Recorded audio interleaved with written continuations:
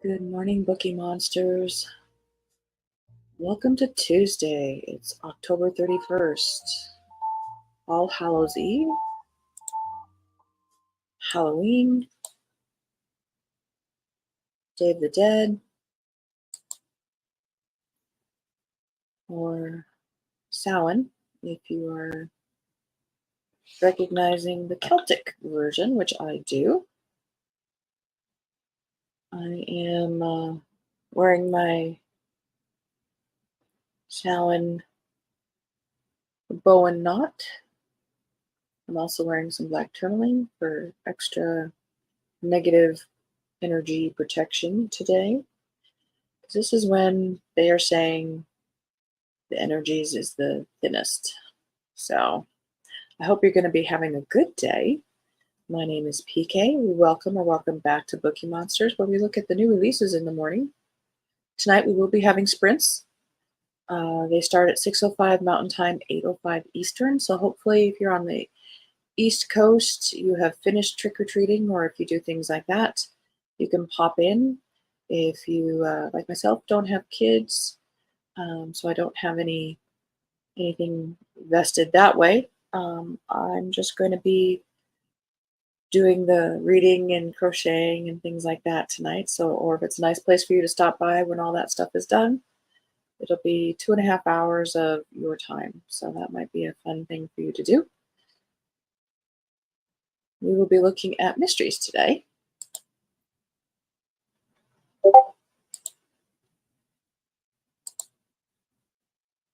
Let's hop over to, where am I going? Going over here.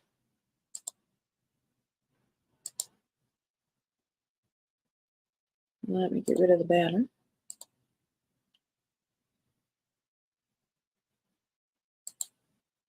And first up here is Janet Ivanovich, Stephanie Plum. How many are in this series now? I used to read this series. I haven't for quite a while. Isn't there about 30 or something now? Stephanie Plum, Trenton's hardest working, most underappreciated bounty hunter, is offered a freelance assignment that seems simple enough. Local jeweler Martin Rabner wants her to locate his former security guard, Andy Manley, aka Nutsy, who he is convinced stole a fortune in diamonds out of his safe. Stephanie is also looking for another troubled man, Duncan Dugan, a fugitive from justice arrested for robbing the same jewelry store on the same day. That guy had a bad day. With her boyfriend Morelli away in Miami on police business, Stephanie is taking care of Bob, Morelli's giant orange dog, who will devour anything, from Stephanie's stray donuts to the upholstery in her car. Morelli's absence also means the inscrutable, irresistible security expert ranger is front and center in Stephanie's life when things inevitably go sideways, and he seems determined to stay there. That's still going on. Huh. To complicate matters, her best friend Lula is convinced she is being stalked by a mythological demon hell-bent on relieving her of her wardrobe. An overnight stakeout with Stephanie's mother and Grandma Mazer reveals 3 generations of women with nerves of steel and driving skills worthy of NASCAR champions. As the body count rises and witnesses start to disappear, it won't be easy for Stephanie to keep herself clean when everyone else is playing dirty. It's a good thing Stephanie isn't afraid of getting a little dirty, too.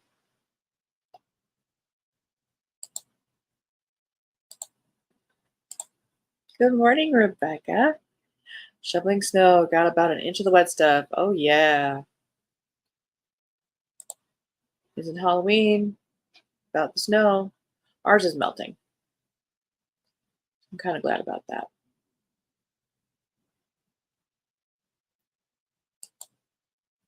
The Spy Coast by Tess Gerritsen. A retired CIA operative in small town Maine tackles the ghosts of her past in this fresh take on the spy thriller. Former spy Maggie Bird came to the seaside village of Purity, Maine, eager to put the past behind her after a mission went tragically wrong. These days, she's living quietly on her chicken farm, still wary of blowback from the events that forced her early retirement.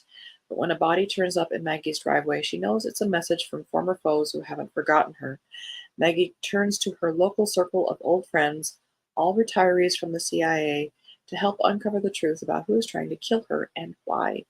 This martini club of former spies may be retired, but they still have a few useful skills that they're eager to use again, if only to spice up their rather sedate new lives. Complicating their efforts is Purity's acting police chief, Joe Thibodeau.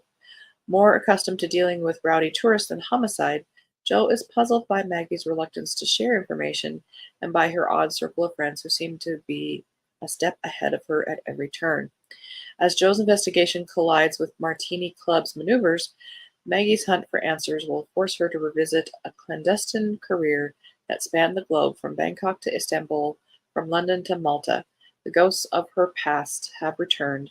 With the help of her friends and the reluctant Joe Thibodeau, Maggie might just be able to save the life she's built. Tess Garrison, of course, is well known in the mystery writing world.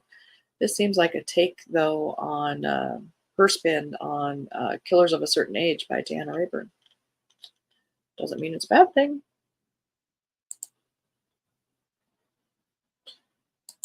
And we've got From a Far and Lovely Country by Alexander McCall Smith. His #1 ladies detective agency, still going strong too. Madame Ramotza and I apologize for saying these wrong.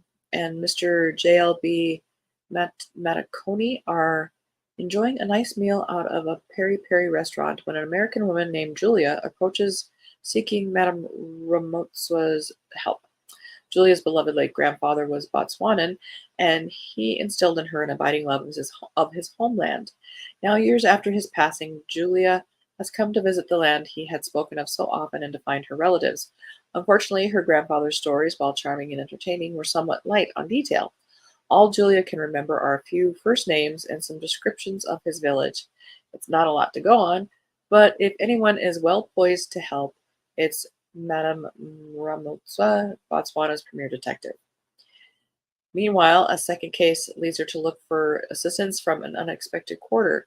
For the first time, Charlie leads his own investigation at the detective agency, going undercover into a dubious word-of-mouth get-together known as the Cool Singles Evening Club, where married men are encouraged to pretend to be single and meet women under false pretenses. Who could be behind such a distasteful venture? Getting to the bottom of this will be a tall order, to be sure, but Charlie is eager for the opportunity. As Madame Ramotza learns more about Julia, she begins to understand that Julia's heartbreak runs deeper than she had initially realized. Together, she and Mama Potokwane must find a way to help their client heal and move forward from both her past and her present. Julia had originally come to Botswana seeking family and connection, but in the warm embrace of them, what she ends up finding is a home. That sounds cute.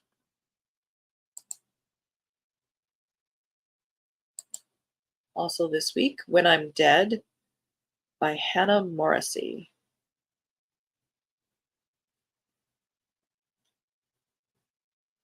One girl murdered, another one missing, and a medical examiner desperate to uncover the truth. Blah, blah, blah. On a bone-chilling October night, medical examiner Rowan Winthorpe investigates the death of her daughter's best friend. Hours later, the tragedy hits even closer to home when she makes a devastating discovery. Her daughter, Chloe, is gone, but not without a trace. A morbid mosaic of clues forces Rowan and her husband to question how deeply they really knew their daughter. As they work closely to peel back the layers of this case, they begin to unearth disturbing details about Chloe and her secret transgressions, details that threaten to tear them apart.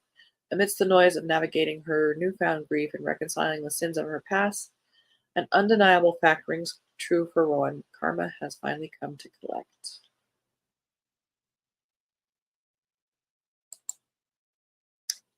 Sounds kind of devastating.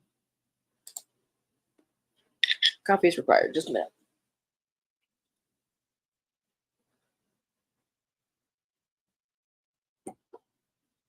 All right. Excuse me. The Paleontologist by Luc Dumas. A haunted paleontologist returns to a museum where his sister was abducted years earlier and is faced with a terrifying and murderous spirit in this chilling novel. So this is kind of more horror.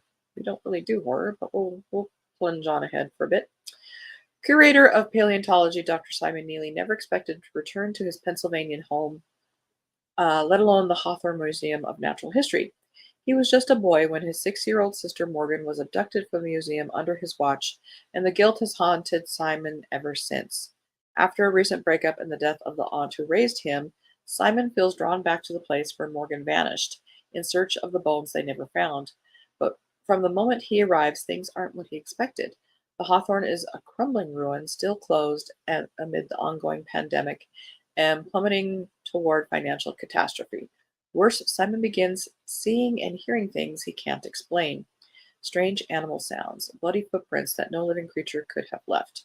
A prehistoric killer looming in the shadows of the museum.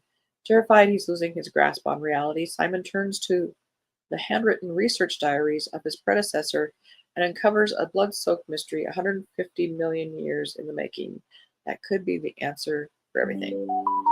So that might be something if you are wanting something scary for Halloween.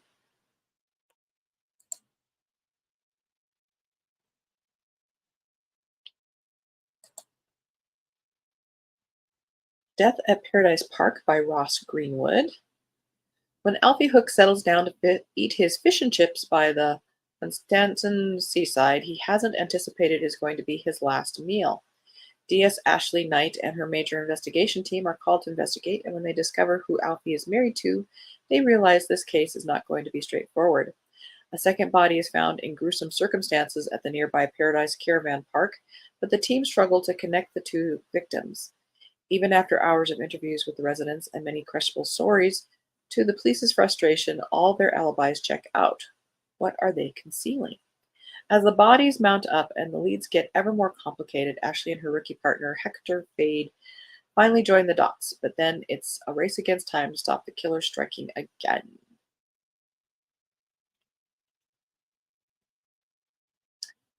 The Rosewood Hunt by Mackenzie Reed.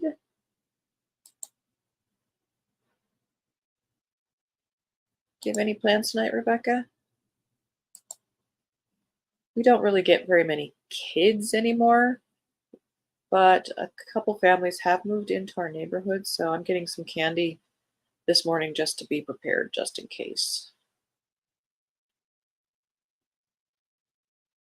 Perfect for the fans of the Inheritance games and Knives Out. Lily Rosewood has lived with her grandmother since her dad's death a year ago. She and Graham have always been close. Graham's role as chair of their family's luxury coat business has inspired Lily's love of fashion, and Lily hopes to follow in Graham's footsteps one day. Then Graham dies suddenly, and Lily's world is upended.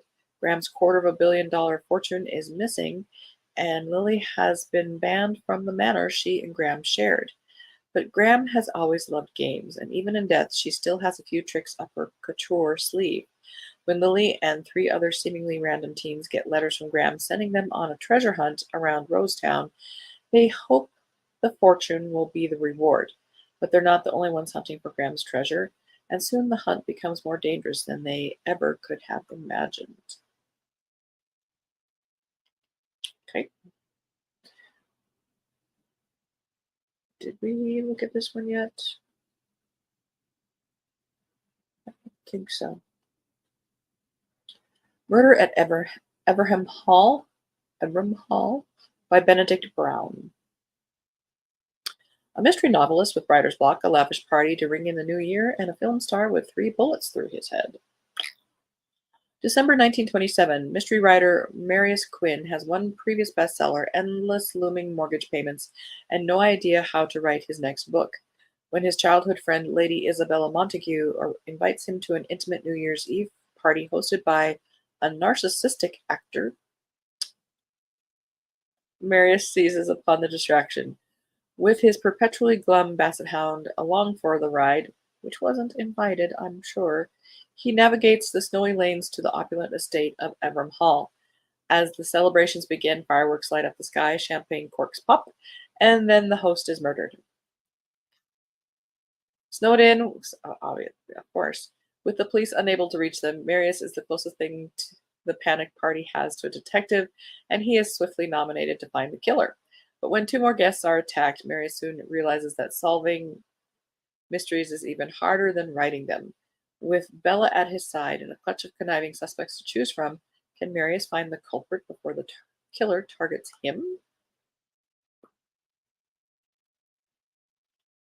We did look at this one yesterday.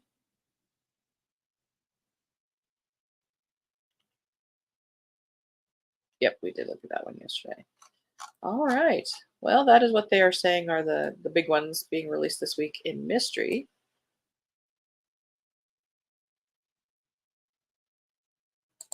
Let's go back to cozies.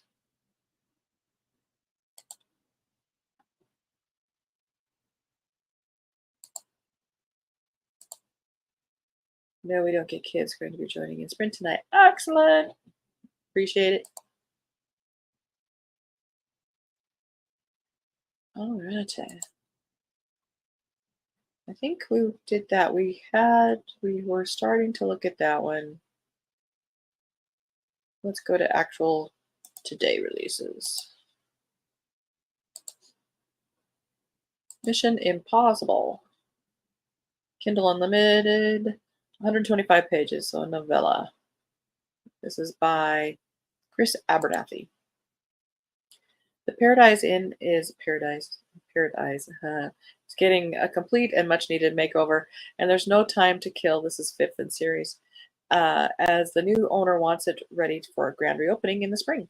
Celebrity guests are already making reservations. Everything comes to a stop, though, when one of the construction workers winds up dead in a secret room that had been long forgotten.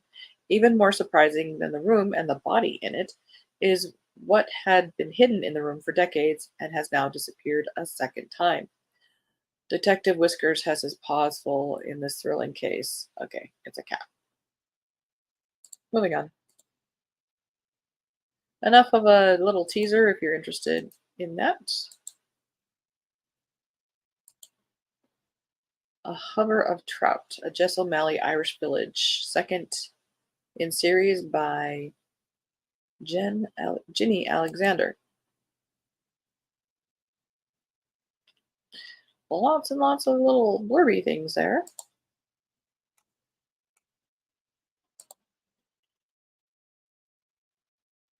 In the close-knit Irish village of Ballyfortnum, there's the cover,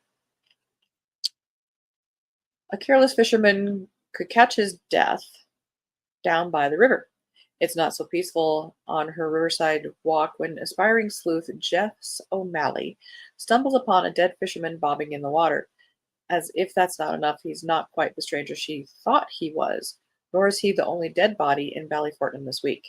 Jess, aided by loyal sidekick Fletcher, her exuberant black Labrador, has uncovered another mystery to get her hook into, but will her policeman friend Marcus believe her this time? As she fishes for clues, casting aspersions on friends and neighbors, can she reel in the culprit without becoming the killer's next catch? They went all out on those puns.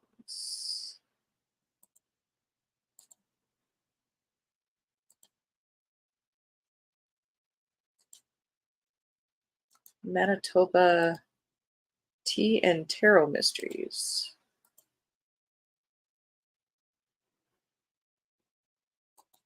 Wow. This says it's 673 pages.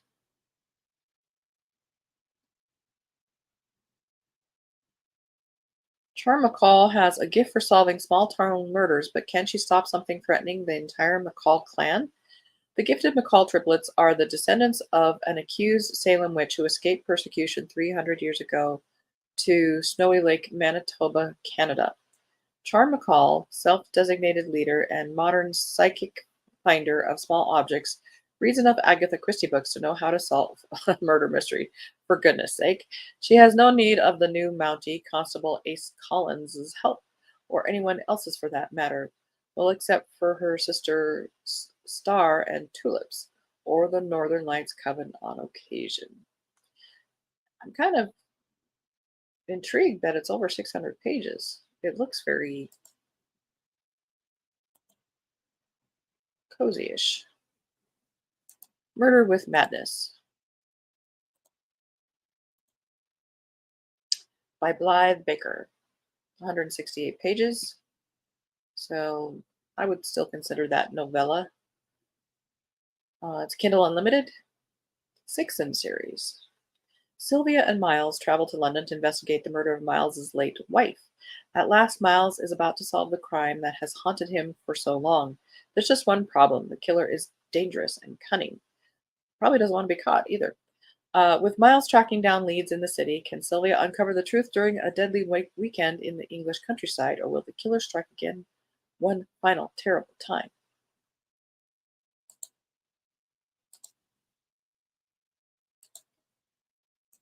Jessica Baker, A Novel Thief. First in series, 84 pages, under 100 pages. Take a look at the cover. We don't really go in depth on those.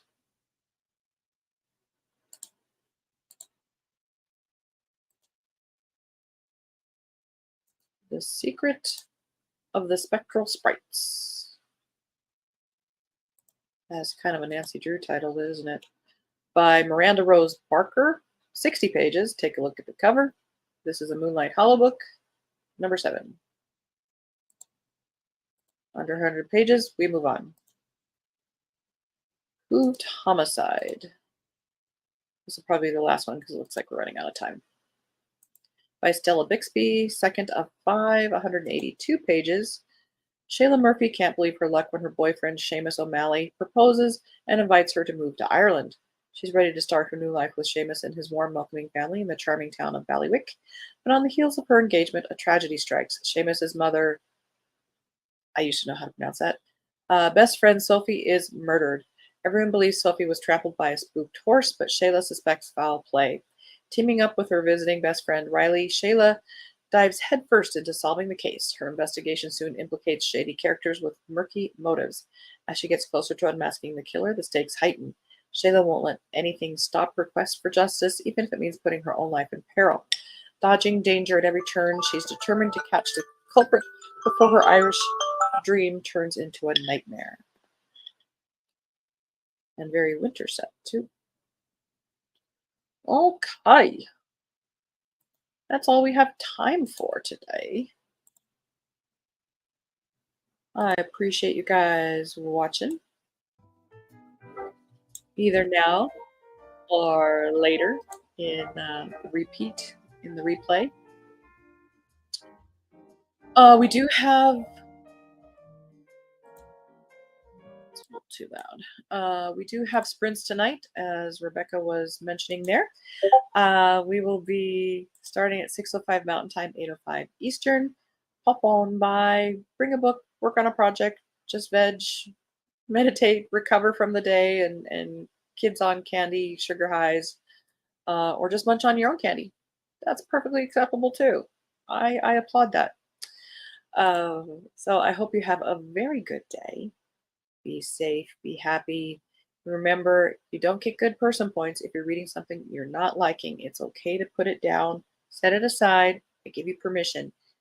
Read something that it's the right time for. It's no reflection on the author. It's no reflection on you. It's not the right time for that book right now. So just try something else that you are enjoying. And as the banner says, don't be a bookworm, be a bookie monster. Nom nom. Today's a good day to be a bookie monster. Nom nom nom. All right, everybody, stay safe. Take care. God bless.